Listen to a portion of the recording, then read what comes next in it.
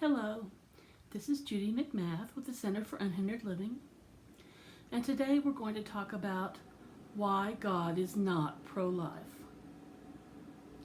Now, I was a member of a conservative evangelical fundamentalist Christian church till I was about 40 years old, and I worked in crisis pregnancy centers during that time, so I'm pretty familiar with what the pro-life movement teaches. And this pretty much is how they sum up the subject of abortion and why a woman should not have an abortion. They say basically that if a woman and a man have sexual relations and the woman becomes pregnant with an unwanted or a crisis pregnancy, in other words, an unwanted or unplanned pregnancy, that there's no reason why we should punish that child for the parent's mistake. And that even though the parents have made a mistake, the child is blameless in that regard, and the child's life should be spared and not aborted. However, if that is your position as a member of the pro-life movement, you are in total opposition to what God actually says in the scripture. So if you want to look at Numbers chapter 5, there is, and I'm going to read you a couple of verses from that in just a minute, but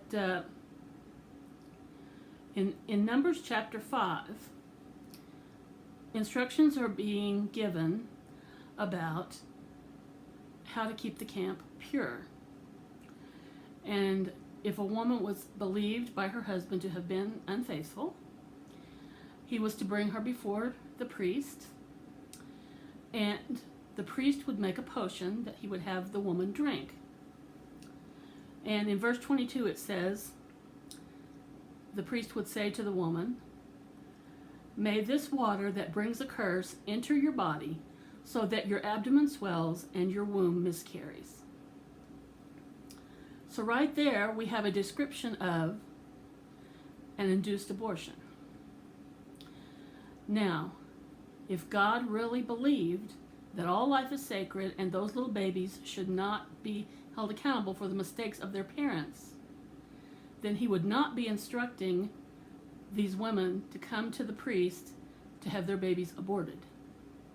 And why did he want them to abort their babies? Because he believed, supposedly, this God believed that those babies were impure and that they should have their lives terminated. Now that is in direct opposition to what the pro-life movement teaches. So if your position as a member of the pro-life movement is that God thinks all life is sacred, that is total nonsense. Not only did God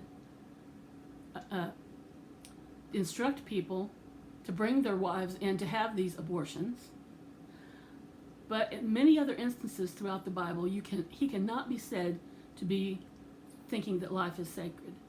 There are many instances in the Bible where he killed innocent women and children and all kinds of other atrocities. He has proven over and over again that he does not respect life. And so if your position as a member of the pro-life movement is that God is pro-life, he is not.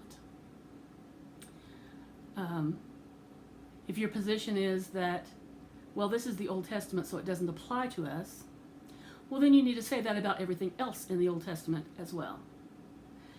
And I'll just bet that there are some commandments in the rest of that Old Testament that you don't want to throw out. But you cannot pick and choose which ones you're going to keep and which ones you're going to throw out. You're supposed to accept them all. If you throw out this one, you have to throw out all the others. Okay?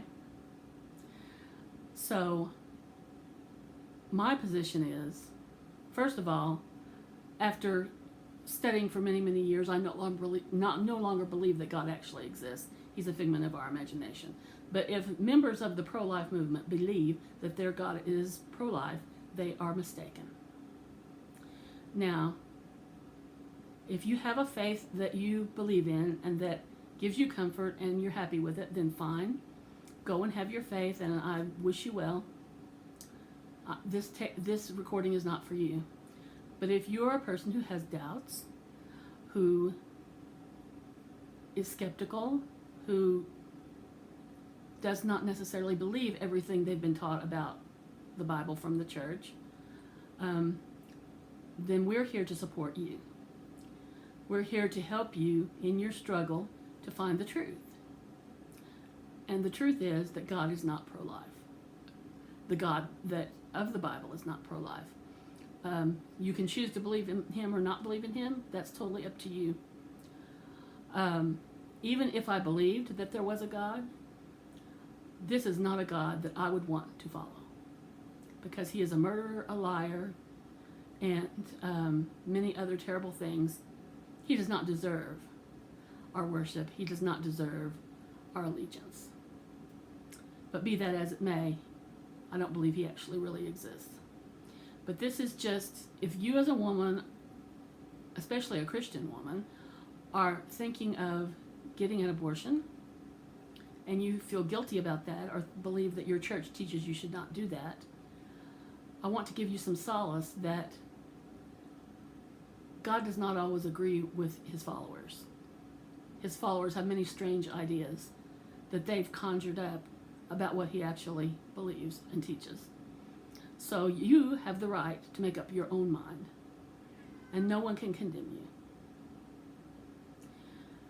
This is Judy McMath with the Center for Unhindered Living. Thank you for listening. Please click subscribe if you want to hear our other videos when they come out. Thank you, and have a nice day.